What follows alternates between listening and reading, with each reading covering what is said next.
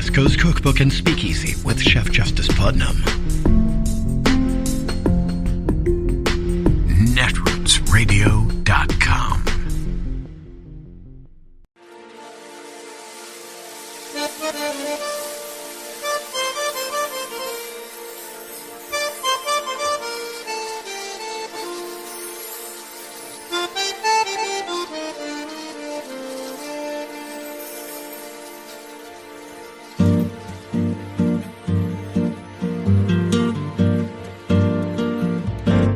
Je voudrais du soleil vert, des dentelles et des théières, des photos de bord de mer, dans mon jardin d'hiver.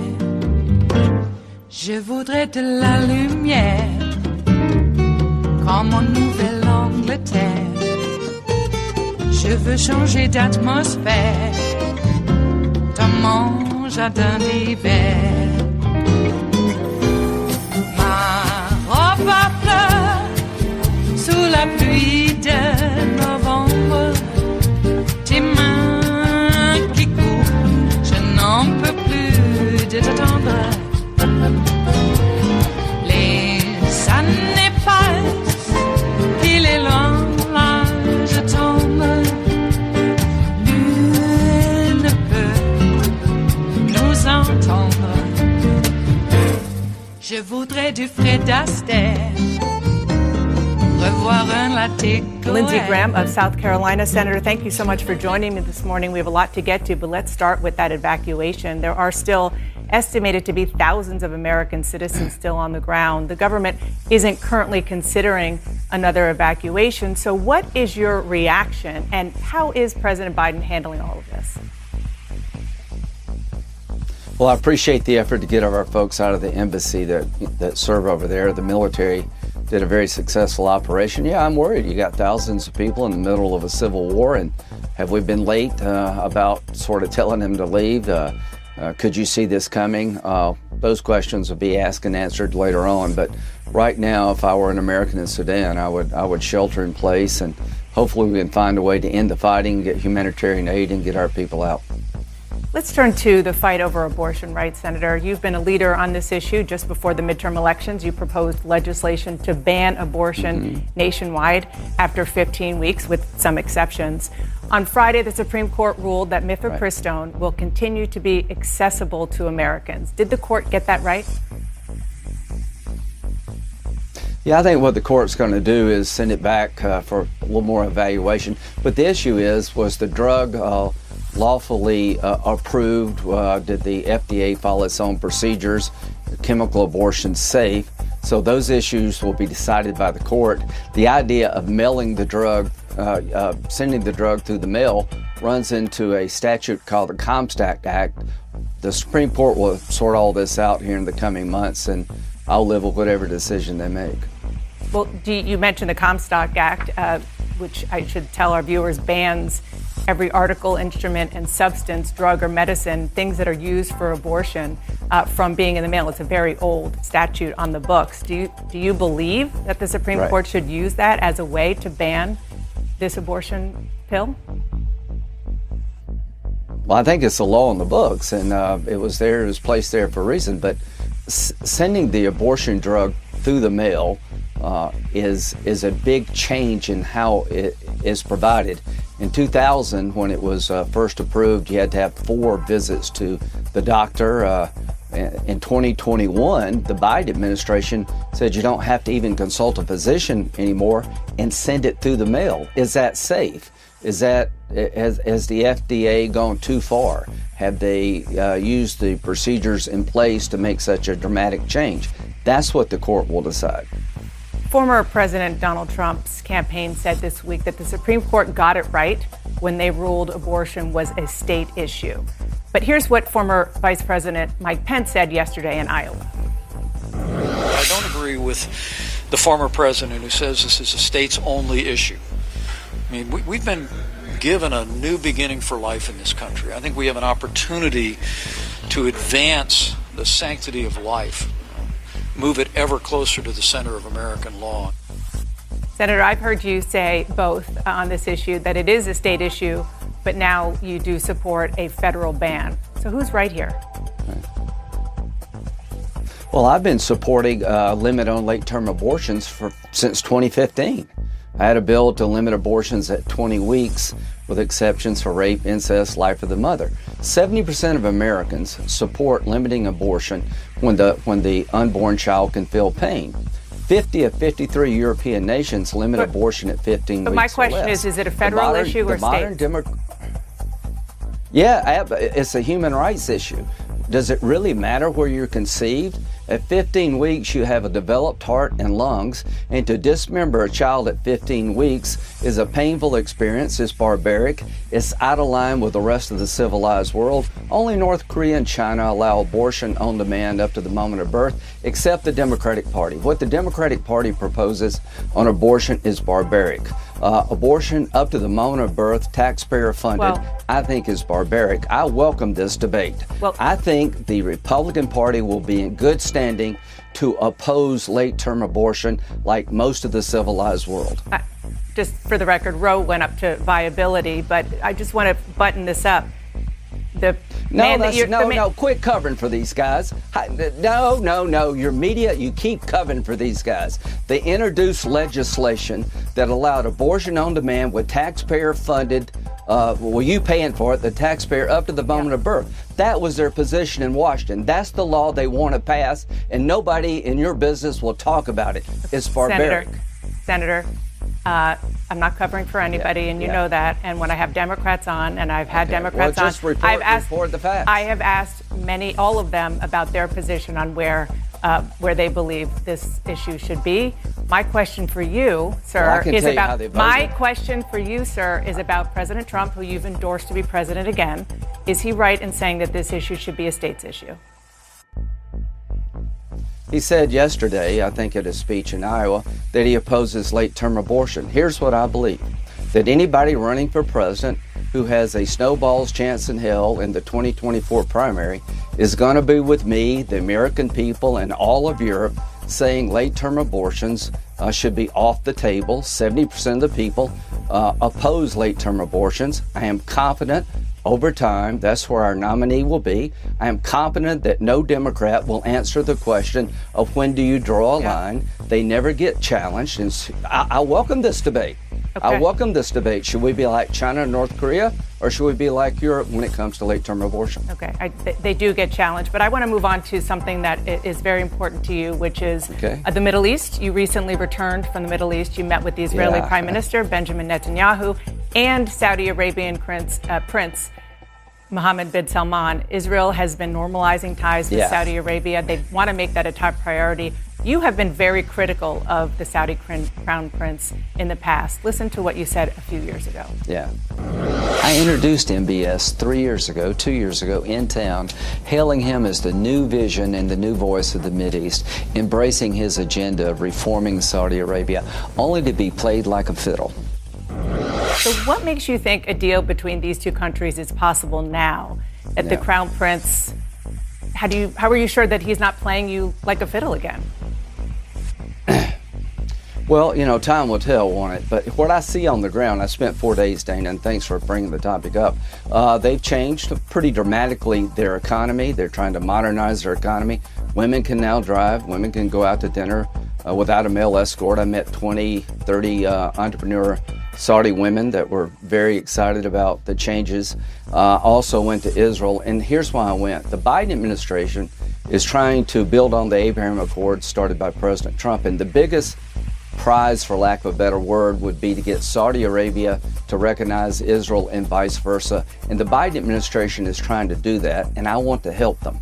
I think the Biden administration is right to want to normalize relationship with Saudi Arabia based on the changes I see, and eventually have Saudi Arabia and Israel recognize each other, which would be the end of the Arab-Israeli conflict. It'd be the biggest change in the Mideast in modern times, and I want to help President Biden and the parties do that if we can. Back to the U.S. and specifically the Judiciary Committee. You're the ranking member on that committee. Senator Dianne Feinstein, she's been absent for health reasons. You and other Republicans blocked the Democrats' attempt to temporarily fill her committee seat. If she resigns, isn't just absent, but actually resigns from the Senate, will you allow this committee seat to be filled? Yeah, if she resigned, I would make sure that whatever we did in the past when members resign would be followed. As to Senator Feinstein, she is a wonderful person. She's been a very effective senator. I hope she comes back. We had Mark Kirk out for 4 months. No Republican asked that his seat be temporarily filled. This is about 4 or 5 judges. They can't get out of the committee. I voted for 7 or 9 judges yesterday, a couple of days ago.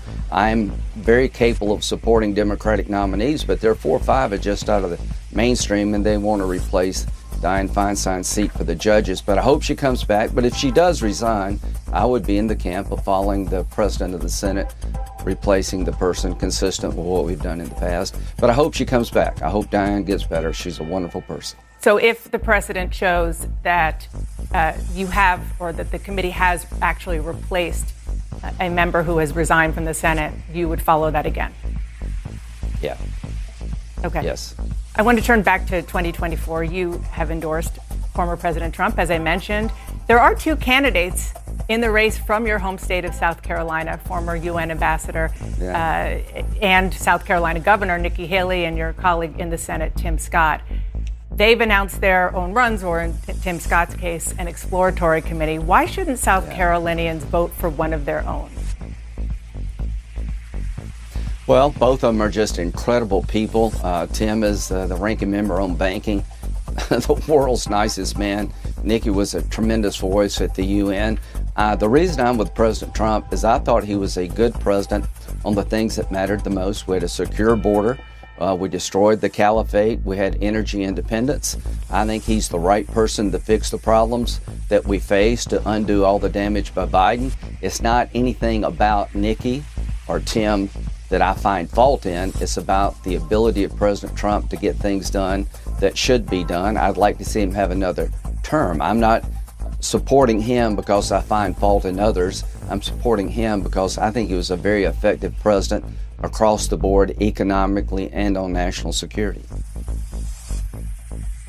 It is Monday, the 24th of April of 2023, and you are in West Coast Cookbook and Speakeasy. I am your chef de cuisine, Justice Putnam. Gunner the English Bulldog is our snoozing sous chef, and our daily special is River City Hash Mondays. Yes, it has been another weekend, and we have Mondays that come right after. Or as we used to say in the Romance languages, lunati. Yeah. Crazy day. Because lunatic, lunar, there's a long history of that sort of prejudice, isn't there? Yes, there is. Well, we have made it through another weekend, chaotic as it could have been, even more chaotic. That's how I always like to stay positive, is I think of how much worse it could have been. That's the kind of society we are existing within at this very moment, and I don't like it. Why are we putting up with it? Well, we're not. So I wake up this morning and I'm confronted with all these polls, apparently, that show no one wants Biden to be president. And I'm like, well, who did they ask? Because I think Joe's doing a pretty good job, and so do a lot of our friends. And then it turns out, oh yeah, it's another one of these like Zogby polls, where they just ask people at the mall, hey, want to come into this room and ask a few questions? You'll get a Cinnabon. Really? And they walk out of there thinking they're going to get a whole Cinnabon franchise. Are they even in business anymore? I don't know. I never go to the mall. Are there malls left? Jeez. I hated the mall. Didn't we all hate the mall? We of a certain age. Jeez. I couldn't even stand strip malls. Why would I want to go into some, I don't know, stadium-size monstrosity? Well, they weren't all bad. There were some places in San Francisco they called malls. They just looked like big stores to me. They weren't really like malls. Go out into the burbs. Now there are some malls. Yeah, spread out, baby. Anyway, they would ask people at the mall, come on in. Well, like I said, there's a certain, shall we say, segment of the society that hangs out at malls and then would ask questions in a little room just to get a Cinnabon bun. I want a Cinnabon cinnamon bun. Okay. They go in thinking they're going to get a franchise. They walk out having a cinnamon bun from Cinnabon. I hated them all, but I know a lot about it. Yeah, well. Anyway, everybody wants Biden to just go away, apparently, and I know why they're saying that. When you consider the fact that at this very moment there is a pressure campaign by Vlad and his friends to once again influence our elections, and they go after Joe, and why is that? Because Joe is the most formidable adversary out there. Mm-hmm. In spite of his doddering old age. Doddering. Jeez. I grew up in a household where ageism was verboten. And, I wouldn't put it so dramatic, actually. It was suggested that, old people in agrarian societies were considered to be quite the asset. And it was only during industrialization that we decided to throw away our old people. That's why we have governments, to make sure that they're taken care of and they're just not thrown away. Now you got libertarians saying, oh yeah, in the good old days, we used to put our old people up on the hills, let the bears eat them. Survival of the fittest, mofo. And you look back and you're like, actually, they carried old people around on like little, shoulder-held thrones. They revered them. Because anybody that got that old was deemed to be wise just by the fact they survived it. After all that was put out there, they survived it. Now people are going, oh yeah, old people have it so easy. Put them up on the hill, let the bears eat them. Thanks. Everybody says that until it's them. Then it's too late, right? So in our household, we were taught young to revere our elders. Funny, isn't it? Here we are, being groomed to be good neighbors, good family members, and good citizens in a representative democracy. Can't have that anymore. Oh yeah, your representative democracy is woke. Why is that? Well, look at all these colored people. Yeah, no shit. We are woke. I'm not using it as a pejorative, but we're going to embrace it once again. Take it back from the bigots. Yeah, I love how they're all about free speech. They're all anti-war now, too.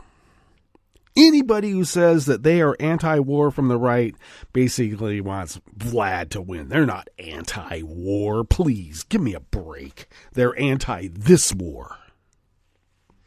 Some might say that we were in the same sort of footing when we were against Vietnam, but we had a lot of evidence that proved otherwise, didn't we? God. It's not like I really want this war in the Ukraine to be happening. I agree. But it was Vlad who decided to make that part of Ukraine and all the rest of Ukraine into their Sudetenland. Russian speakers, we gotta protect them. Yeah, where have I heard that before, goose-stepping? Jesus. Can they goose-step to Stravinsky? I don't know. Would anyone want to? God. Anyway, and now there's a pressure campaign right out of the Kremlin once again, and who's helping out? The usual seditious insurgent traitors, aren't they? Or am I being too strong with the term traitor? Well, I'm sorry. It's not as if they act like they want to live with us. Jeez, talk about eliminationists. I'm tired of putting my hands out to try to shake hands with a Nazi when they're going to stab me in the back. I'm tired of us being Colonel Ofen, or Corporal Ofen. Colonel, that would be really bad, wouldn't it? Open, from Private Ryan, Saving Private Ryan. Squirrely guy. I always hate it when they take the semi-intellectual, the one who like lugs a typewriter around and makes him into a squirrel. I hated that. But anyway, he was a squirrely guy. Oh, we could be friends with the Teutonic Goose Steppers. No, you can't. That's right. So in Montana, they meaning the Repug MAGA Nazis there, have completely stripped the only transgender representative in the whole state house from even being able to say a word. So I guess they ripped her tongue out, didn't they? This is what happens when you don't punch the Nazis. I'm not saying that she wasn't. I'm saying we, a collective we. If we don't punch the Nazis, this is what happens. People get their tongues ripped out. What's next? I don't know. We have a history of what happens next. Are we going to allow it to happen again? I guess we are. Everything goes around in circles. Yeah, it does. Okay, well, I could keep going on, but we have a bit in store for you today, so why don't I give you a rundown? Since Lindsay covered quite a few things other than just about women's reproductive health. Yeah, he had a few things to tell the little ladies about that, didn't he? Yeah, the Middle East, and apparently Trump is still the savior of all mankind in Lindsay's world. Not in the real world, but in that world he is. Yikes. On the rest of the menu here in the Bistro Cafe and this fine River City Hash Mondays. The California Supreme Court rejected a lawsuit brought by disability advocates challenging Governor Newsom's plan to treat mental illness. And there are some civil rights issues involved there. The conservative campaign to rewrite child labor laws can be traced to one group funded by a consortium of anti-government billionaires. I think they should be taxed. And Alabama Governor Kay Ivey was slammed after ousting the state's top education official over a widely used 4-decade-old teacher resource guide as being too woke. Gee, what happened 40 years ago, civil rights? After the break, we move to the chef's table where the campaigns for the May 21st Greek election begins with a dissolved parliament. Ooh, tricky. And special forces swiftly evacuated U.S. embassy staff from Sudan, but private U.S. citizens are shit out of luck. All that and more on West Coast Cookbook and Speakeasy. Bon appetit.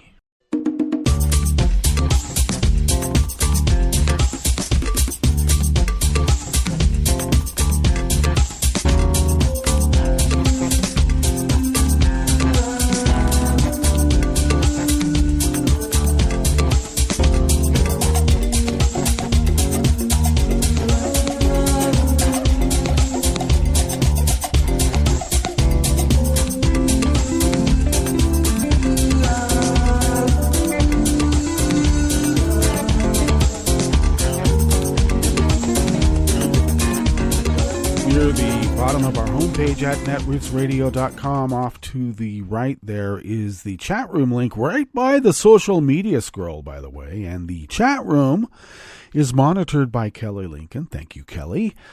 Across the page to the left from that chat room link near the bottom of our homepage at netrootsradio.com and down a skosh even more is the link to our Patreon site. And that is there because we need help.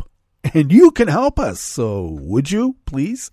If you could afford to send us what you might spend on an espresso-type coffee drink, we're able to pool those funds with funds from like-minded folks like you, and that way we are able to make a big dent in the monthly bills, the quarterly bills, the yearly bills that are have to be paid so that we can continue this powerhouse of resistance that the founders originally intended for us to fulfill in terms of our civic duty, and we're doing that because of your help, so thank you.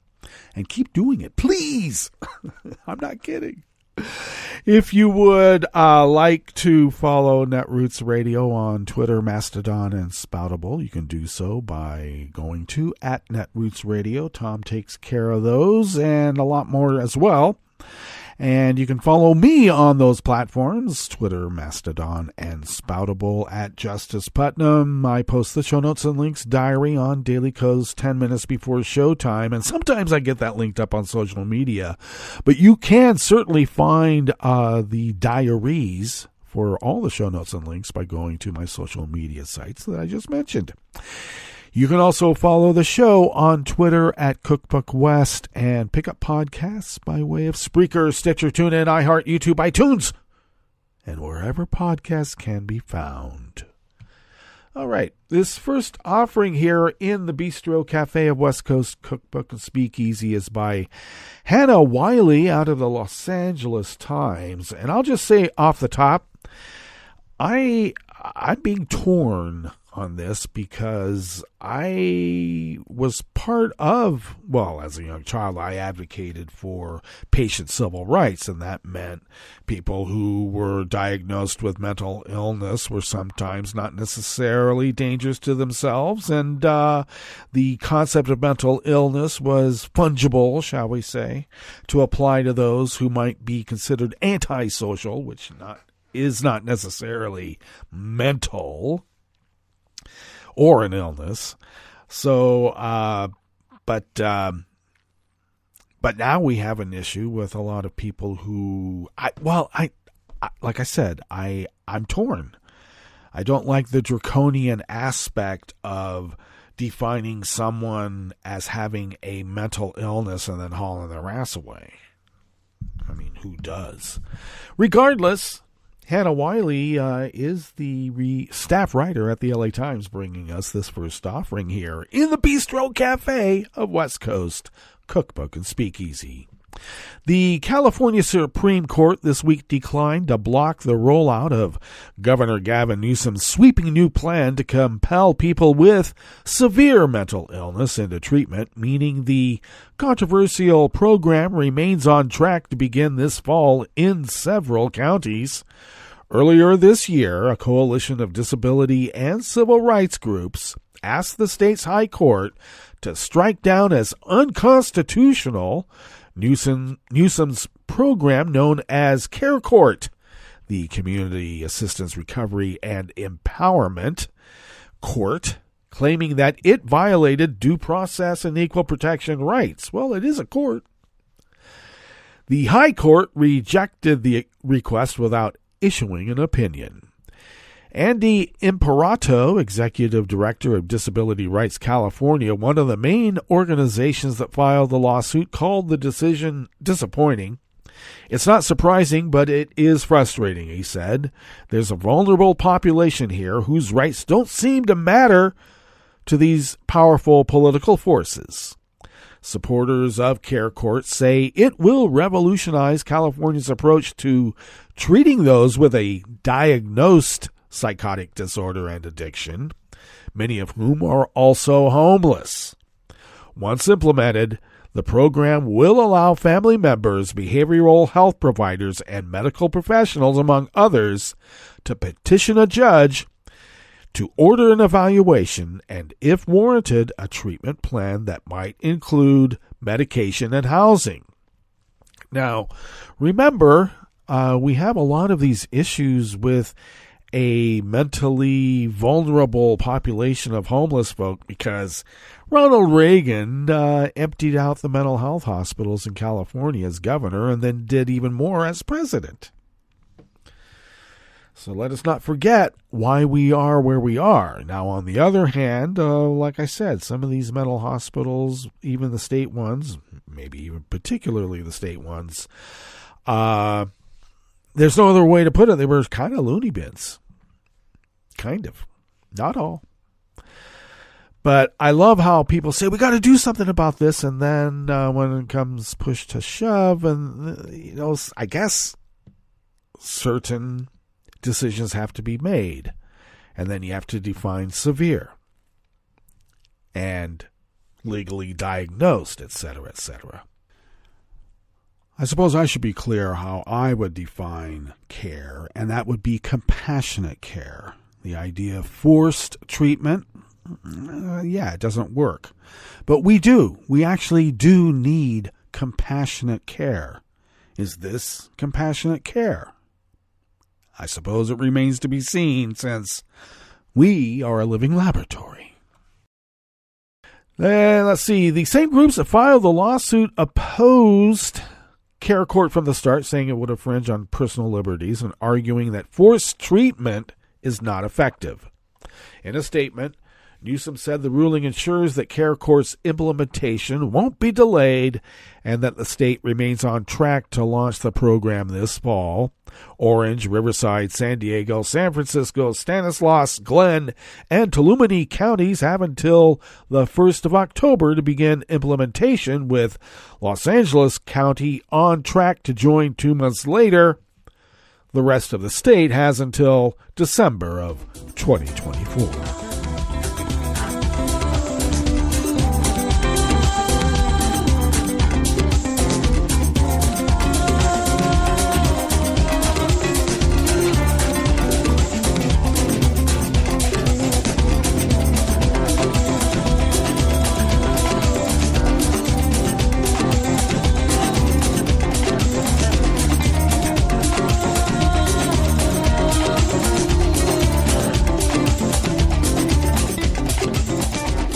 Next offering here in the Bistro Cafe of West Coast Cookbook and Speakeasy, River City Hash Mondays, is Out of the Washington Post by Jacob Bogage and Maria Luisi Paul.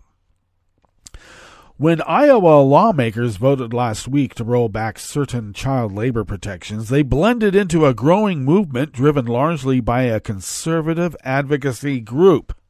At 4:52 a.m. Tuesday, the state Senate approved a bill to allow children as young as 14 to work night shifts and 15-year-olds on assembly lines. The measure, which still must pass the Iowa House, is among several the Foundation for Government Accountability is maneuvering through state legislatures. The Florida-based think tank and its lobbying arm, the Opportunity Solutions Project, have found remarkable success among Republicans to relax regulations that prevent children from working long hours in dangerous conditions, and they are gaining traction at a time the Biden administration is scrambling to enforce existing child labor protections. The FGA achieved its biggest victory in March, playing a central role in designing a new Arkansas law to eliminate work permits and age verification for workers younger than 16.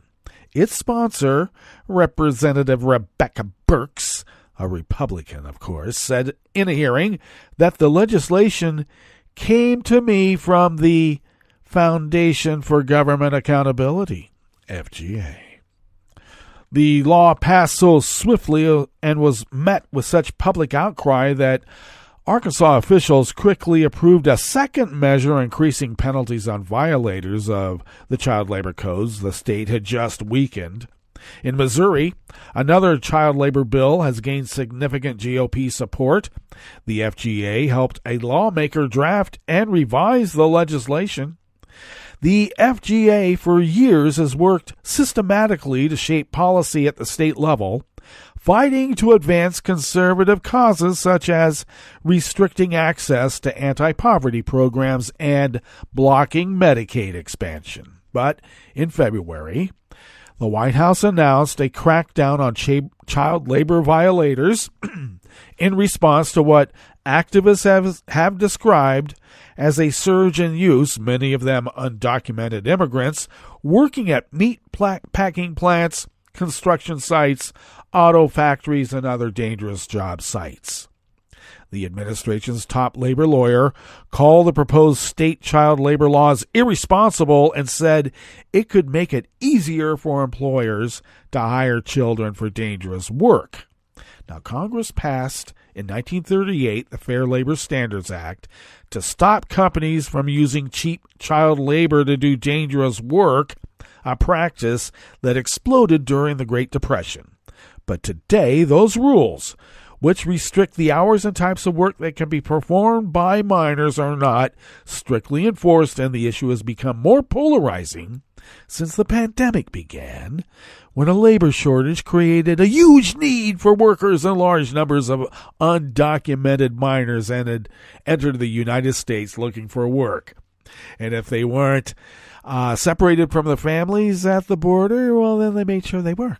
And then they disappeared somehow. Where did they end up? Well, let's check out these factories. Now, the Labor Department has seen a 69% increase in minors employed in violation of federal laws since 2018. I wonder who was president then. Who also was known to violate labor laws on a regular basis? Yeah. Now, since 2016, the FGA's Opportunity Solutions Project has hired 115 lobbyists across the country with a presence in 22 states. The reason these rather unpopular policies succeed is because they come in under the radar screen. David Campbell, professor of American democracy at the University of Notre Dame, said, typically these things get passed because they are often introduced in a very quiet way or by groups, inching little by little through grassroots efforts. And who has the money to do that? Now, in 2020, the most recent year for which the FGA and its funders' full financial disclosures are available, more than 70% of its $10.6 million in revenue came from 14 conservative groups such as the Eduline Family Foundation, the 85 Fund, the Sarah Scaife Foundation, Searle Freedom Trust, and the Donors Trust.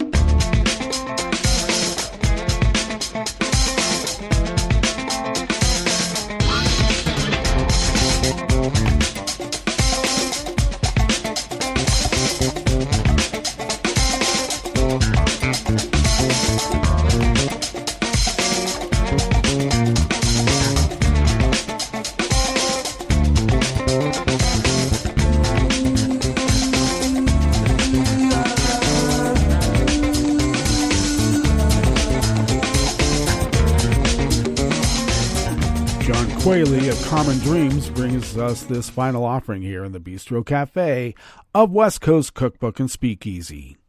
The state of Alabama's top early education official was forced out by Governor Kay Ivey over a teacher resource guide, one that promotes inclusion of various kinds of families and acknowledges the reality of racism in the nation's history that the Republican leader denounced as too woke. After an apparent refusal to denounce the book or accept its removal, Barbara Cooper, head of the Alabama Department of Early Education, was compelled to tender her resignation, which Ivey accepted. The text in question is a widely used resource guide for early childhood educators that informs teachers that the early education system is not immune from the forces of systemic and institutional racism embedded in the history and development of the United States. The book, according to a review of its contents by the AP, also urges inclusion and understanding for young children coming into education programs from all kinds of different families. Apparently, that's a bad thing.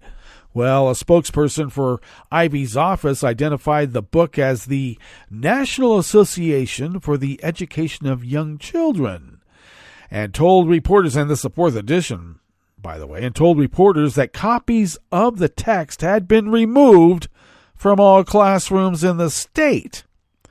The spokesperson said the book's glossary includes equally disturbing concepts that the Ivy administration and the people of Alabama in no way, shape, or form believe should be used to influence school children, let alone 4-year-olds. They're thinking it's like CRT. We're teaching 4-year-olds CRT. Now, what is this resource guide? It's a national accrediting board that supplies materials and performs reviews for educational institutions and teachers nationwide. States on its website that the organization promotes high-quality early learning for all children, birth through age 8, by connecting practice, policy, and research. On Friday, the NAEYC sent a statement in response to the ouster of Cooper. It sent it to Alabama.com. And Cooper, who happens to sit on the group's national governing board, and about the resource guide itself. For nearly 4 decades, and in partnership with hundreds of thousands of families and educators, developmentally appropriate practice has served as the foundation for high-quality early childhood education across all states and communities, the group said in a statement.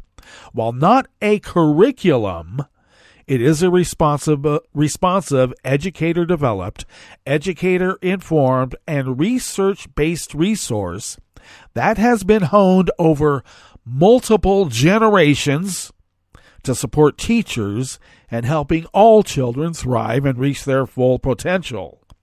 And then the group continued, building on the good work that is happening in states and communities. NAEYC looks forward to continuing its partnership with families, educators, and policymakers to further our shared goals and of offering joyful learning environments that see, support, and reflect all children and their families. Now, Megan Carolyn, an early childhood researcher, responded to the story online by saying Cooper's ouster was massively concerning, and she suspects it echoes what many teachers and districts have had to navigate locally. This book was a NAEYC-developed resource used as a guide, not curriculum, Carolyn added.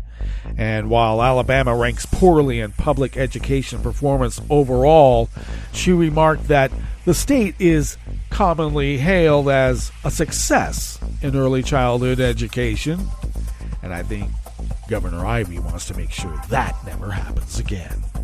All right, let us get to our break, and when we get back from that break, we will go through weather from around the world, and we will finish up with the stories that we've curated for you today. You are listening to West Coast Cookbook and Speakeasy, and we will be right back. You are listening to netrootsradio.com. Please hang up and try again.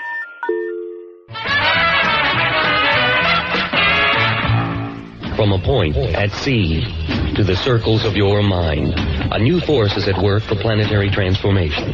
New radio for a new Earth.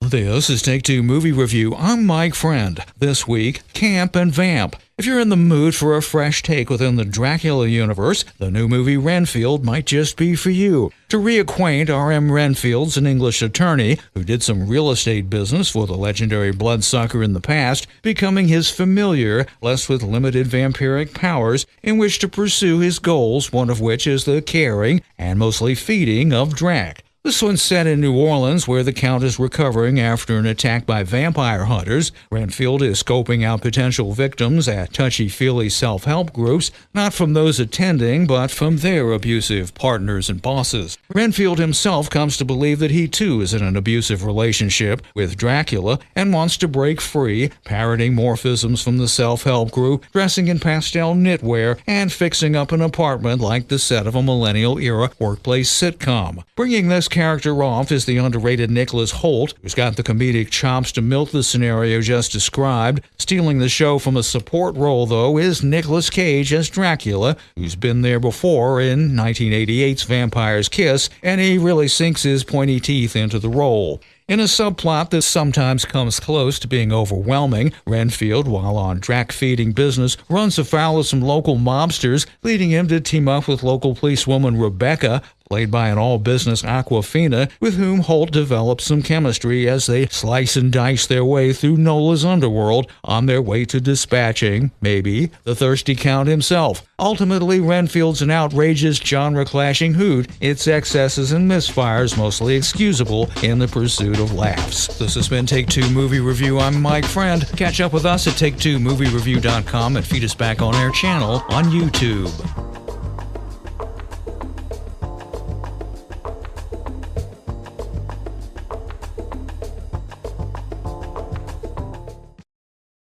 Slip it, cuff it, check it. Talk to doctor now and share it. I get it, slip it, cuff it, check it twice a day. I get it, slip it, cuff it, check it in the morning and before dinner. I get it, slip it, cuff it, check it, and share it with my doctor.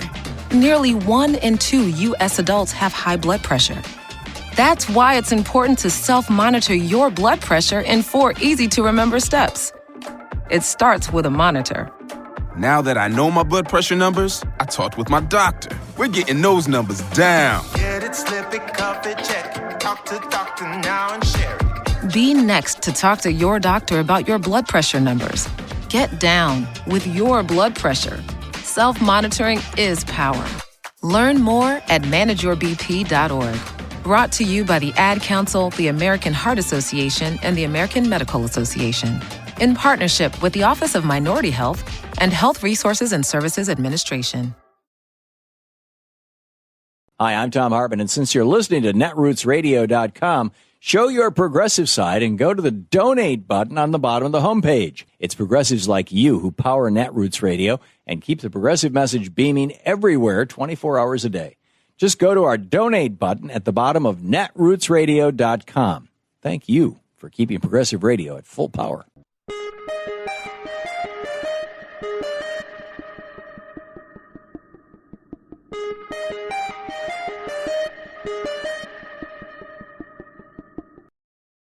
Book banning is at an all-time high. Listen up. This matters. I'm Louis Black, and this is the Civil Liberties Minute with ACLU attorney Bill Newman. The highest since the ALA, that's the American Library Association, began tracking this data 20 years ago. Twice as many bans in 2022 as in 2021, a year that itself had set an all-time high. Years ago, a local parent or community member might demand that a book be taken off the shelf. Now, there are demands for multiple removals, sometimes hundreds of books at a time, demands often made by organized groups, many national, that have a political or a social agenda. A few books have been challenged because they have racist language, but the vast majority of the books being targeted have LGBTQ themes. These groups don't want people to read these books. The director of the Library Association's Office for Intellectual Freedom is quoted in the recent AP story as saying that the last 2 years, quote, have been exhausting, frightening, and outrage-inducing. And the story is getting worse. Bills that do or may facilitate the restriction of books in public libraries and or schools have passed and or are pending in many states, including Iowa, Texas, Missouri, Oklahoma, and Florida, among others. Apparently, the 21st century crusade of book banning has only just begun. That's a fearful prospect, which speaks volumes. The Civil Liberties Minute is made possible by the American Civil Liberties Union because freedom can't defend itself. I'm Rick Smith, and this is Labor History in 2. On this day in labor history, the year was 1999. A headline from the Los Angeles Times declared, "Dock crews to halt work in support of death row inmate." Up and down the West Coast, the ports stood silent. The International Longshoremen and Warehousemen's Union had called their members off the job for a one-day strike. They did this to protest the death sentence for Mumia Abdul-Jamal. Mumia was a black activist and journalist who was on death row accused of killing a police officer in Philadelphia. Yet many peace and justice activists in the United States and beyond have questioned the evidence leading to his conviction. In October of 1998, the Pennsylvania State Supreme Court rejected an appeal from Mumia. Jack Heyman, a member of the executive board of the Longshoremen's Union in San Francisco, explained the context of his union's protest in a piece he wrote for the San Francisco Chronicle. He wrote, quote, "Labor and minorities share a common history of being victimized by the criminal justice system in this country. Both have long been aware of police repression and the unequal use of the death penalty against minorities and the poor. From the Haymarket martyrs who rallied workers for the 8-hour day to Harry Bridges, the Longshore Union leader targeted for deportation for being a Red, to the Black Panther Party whose program of self-defense put it on the FBI's list. In San Francisco, longshoremen chanted, "An injury to one is an injury to all. Free Mumia Abu Jamal." Protests against Mumia's execution took place across Europe in cities like London, Madrid, Dublin, and Amsterdam, and by unions in France, Brazil, and South Africa. After 30 years on death row, Mumia's sentence was commuted to life without parole. He is still in prison. Labor History in 2 brought to you by the Illinois Labor History Society and The Rick Smith Show.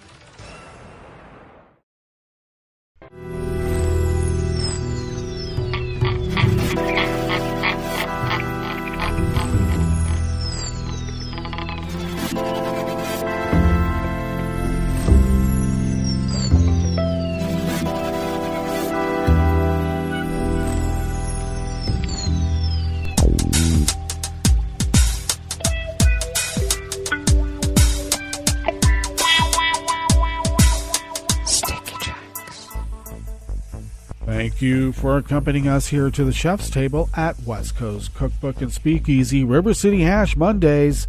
We always begin, whether from around the world, along the banks of the Rogue River, in the Rogue River Valley of Southern Oregon on the west coast of the continental United States of America, where it is currently 45 degrees Fahrenheit, expecting a high of only around 64 to 65. We had temperatures in the mid-70s over the weekend. Cloudy skies this morning will become partly cloudy in the afternoon, with winds out of the north at 5 to 10 miles per hour. Some clouds overnight with lows in the upper 30s, winds out of the north at 5 to 10 miles per hour. Then partly cloudy skies tomorrow, with highs back up into the mid to upper 70s. And we'll see a warming trend where we'll be getting into the mid to upper 80s. Oh my. Winds out of the north-northeast at 5 to 10 miles per hour. Well, grass pollen is the prevailing pollen that is rated right now as moderate in our little town of Rogue River. The air quality index for the region is in the good range at 43 parts per million, and that daytime UV index is high at level 7. So if you have those sorts of numbers, you better take care. Barometric pressure is rising at 30.15 inches. Visibility is up to 9 miles. And relative humidity is at 89%. Weather from around the world is brought to you by a crowd of crowdsourced weather stations that a crowd crowdsources from around the world. London is 53 degrees and mostly cloudy. Paris is 58 and mostly cloudy with a thunderstorm advisory. Rome is 70 degrees and fair with its own thunderstorm advisory. Kyiv is 64 and fair. Kabul is 61 and partly cloudy. Hong Kong is 75 and partly cloudy. Tokyo is 53 and fair. Sydney, Australia is 62 and partly cloudy. San Francisco, California is 52 and partly cloudy. And New York is 55 degrees Fahrenheit and sunny. And that is weather from around the world, brought to you by a crowd of crowdsourced weather stations that a crowd crowdsources from around the world.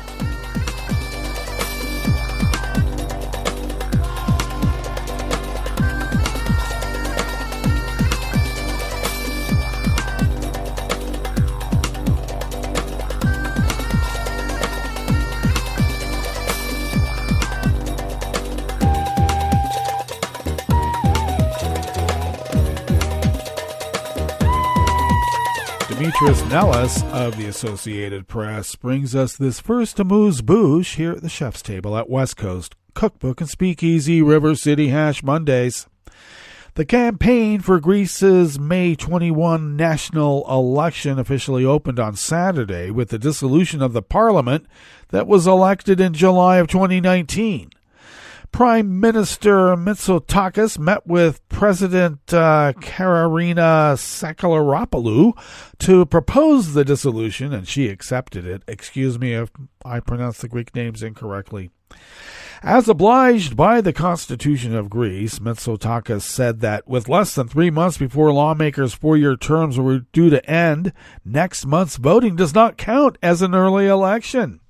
Shortly after his meeting with the president, Mitsotakis gave a televised address in which he defended his government's record. He listed his achievements as well as the challenges ahead and sought to make the case for a stable government going forward. However, the Prime Minister's center-right New Democracy will be hard-pressed to continue leading Greece in another single-party government. Next month's legislative election will be the country's first under a proportional representation system, and polls show that none of the leading parties is expected to receive a majority of the votes. The prospects of New Democracy, the center-left Syriza Party, or the Pan-Hellenic Socialist Movement teaming up in some combination to form a coalition government also is considered extremely unlikely by politicians and pundits. In that event, another election would be held in early July. Another revision to election laws would give the winner of that vote a 30-seat bonus. Yet even the second election may not produce a majority in the 300-member Greek parliament.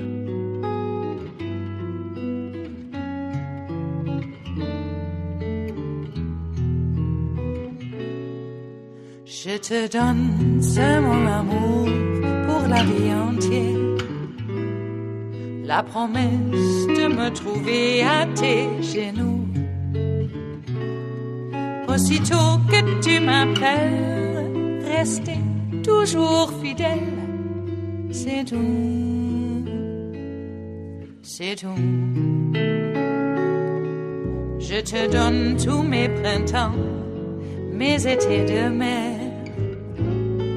Mes automnes, quand les feuilles tombent partout. Si ce n'est pas une bonne affaire, je te donne tous mes hivers. Matthew Lee, Tara Kopp, and Amir Benhani of the Associated Press brings us this final amuse-bouche here at the chef's table at West Coast Cookbook and Speakeasy. U.S. Special Operations Forces carried out a precarious evacuation of the U.S. Embassy in Sudan yesterday, Sunday, sweeping in and out of the capital with helicopters on the ground for less than an hour. No shots were fired, and no major casualties were reported. With the final embassy employee out of Khartoum, the United States shuttered its diplomatic mission indefinitely. Remaining behind in the East African nation are thousands of private American citizens. U.S. officials said it would be too dangerous to carry out a broader evacuation operation. Battles between two rival Sudanese commanders had forced the closing of the main international airport and left roads out of the country in control of armed fighters. The skirmishes has killed more than 400 people. In a statement thanking the troops, President Joe Biden said he was receiving regular reports from his team on efforts to assist remaining Americans in Sudan to the extent possible. He also called for the end to unconscionable violence there. About 100 troops in 3 MH-47 helicopters carried out the operation. They airlifted all of the roughly 70 remaining American employees from a landing zone at the embassy to an undisclosed location in Ethiopia. Ethiopia also provided overflight and refueling support. U.S. Africa Command and the Joint Chiefs of Staff Chairman, General Mark Miley, were in contact with the factions before and during the operation to ensure that U.S. forces would have safe passage to conduct the evacuation. John Bass, an Under-Secretary of State, denied claims by Sudan's paramilitary Rapid Security Forces that it assisted in the U.S. evacuation. They cooperated to the extent that they did not fire on our service members in the course of our operation, Bass clarified. Biden had ordered American troops to evacuate embassy personnel after receiving a recommendation from his national security team with no end in sight to the fighting. Sudan's fighting broke out on April 15th between two commanders who just 18 months earlier jointly orchestrated a military coup to derail the nation's transition to democracy. Well, that brings us to the end of our broadcast period for the day, but you do know Netroots Radio broadcasts on, and we will meet up here tomorrow for Terrytown Chowder Tuesdays. So do stay tuned to Netroots Radio all day and all night for all the breaking news as it breaks, and we will meet up here tomorrow, right here in West Coast Cookbook and Speakeasy. Bon appetit.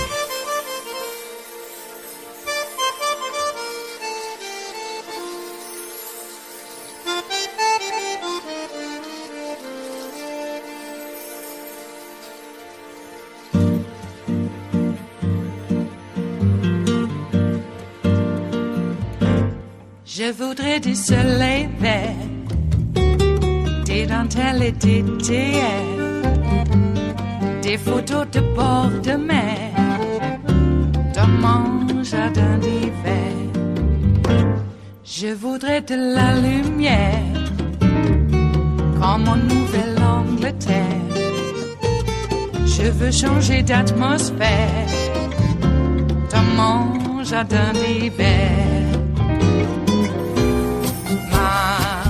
À fleurs, sous la pluie de novembre, tes mains qui courent, je n'en peux plus de t'attendre. Les années passent, qu'il est loin, là je tombe. Nul ne peut nous entendre. Je voudrais du Fred Astaire, revoir un latte Goël. Je voudrais toujours te plaire dans mon jardin d'hiver. Je veux déjeuner par terre, comme au long de golfe clair. T'embrasser les yeux ouverts dans mon jardin d'hiver.